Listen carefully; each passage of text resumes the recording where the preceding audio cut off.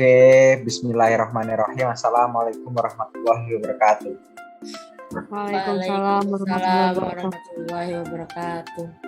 Oke, pada kesempatan kali ini kita akan dari kelompok 5 yang beranggotakan saya Edo Teddy Saputra, yang kedua ada Hikmah Hidayati Firunisa, yang ketiga ada Medina Putri Andela, dan yang terakhir ada Aisyah Firda Anugrah.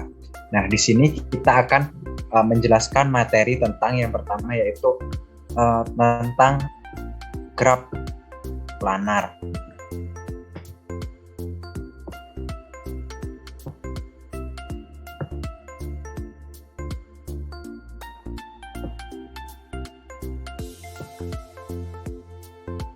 Nah, pada kali ini kita akan menjelaskan materi pertama, yaitu graf planar. Yang pertama akan dijelaskan oleh Medina.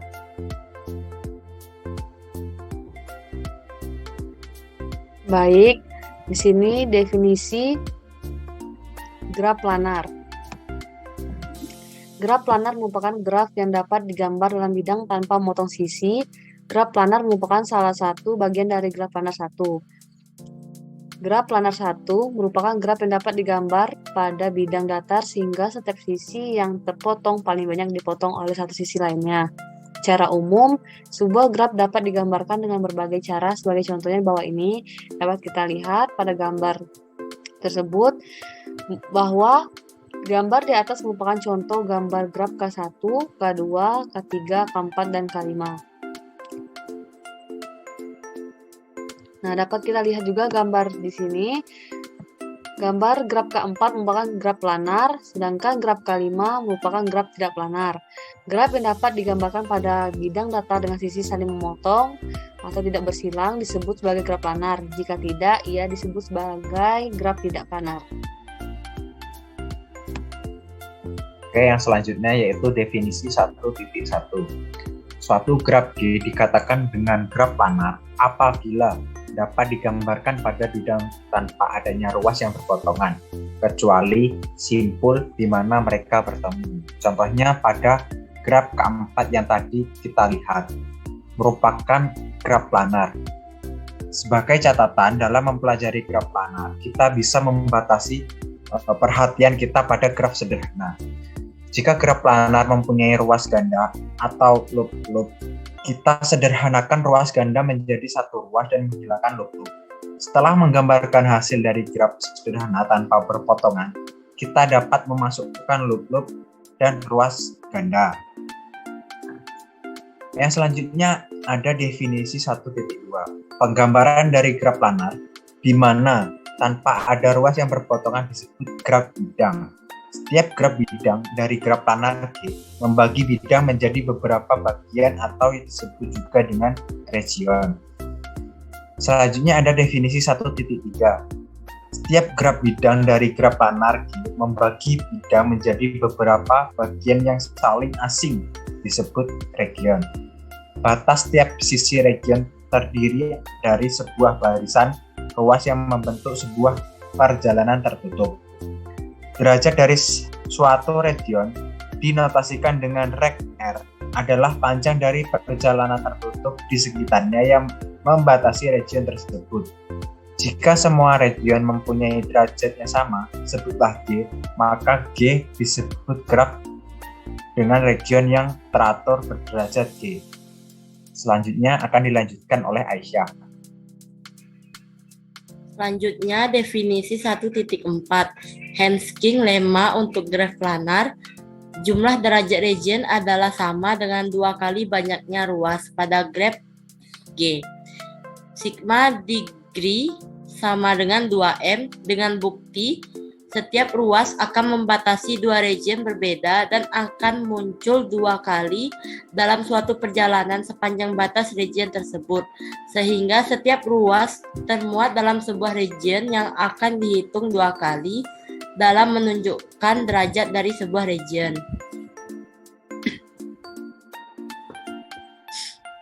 Selanjutnya, formula Euler untuk graf planar. Teorema 1, rumus Euler.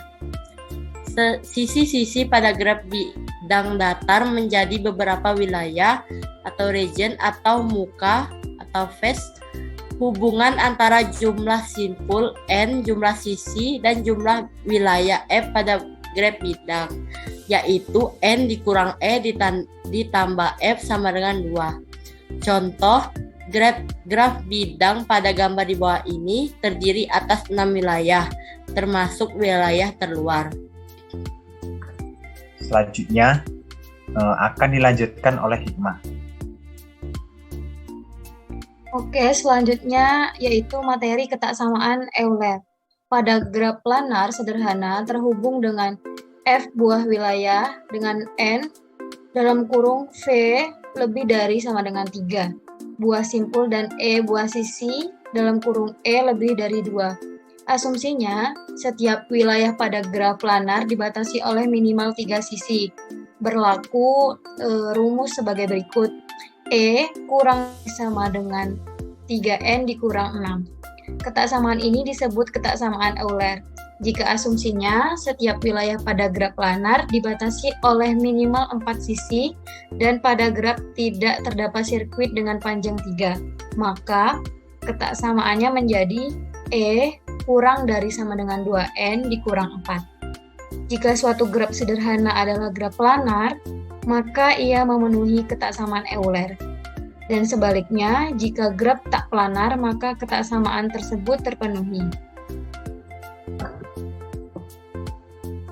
Selanjutnya ada contoh dari ketaksamaan Euler. Diketahui sebuah graf planar dengan 9 buah sisi. Tentukan jumlah minimum simpul yang mungkin dari graf tersebut. Cara penyelesaiannya, yang pertama, kita tulis diketahui dulu. E atau sisinya ada 9. Kemudian rumusnya yang telah kita ketahui tadi, E kurang dari sama dengan 3N dikurang 6. Nah, yang ditanya dari pertanyaan ini adalah jumlah minimum simpul. Sehingga jawabannya adalah, kita masukkan rumusnya, E kurang dari sama dengan 3N dikurang 6. E-nya kita masukkan 9, jadi 9 kurang dari sama dengan 3N min 6. Selanjutnya kita sama-sama ditambah 6, sehingga didapatkan 15 kurang dari sama dengan 3N. Maka didapatkan N lebih dari sama dengan 3. Maka banyak simpul minimum yang didapatkan adalah sebanyak 3. Selanjutnya saya kembalikan ke moderator. Oke, itulah tadi pemaparan singkat mengenai graf planar dari kelompok kami. Sekian dari kelompok kami. Assalamualaikum warahmatullahi wabarakatuh. Waalaikumsalam warahmatullahi wabarakatuh.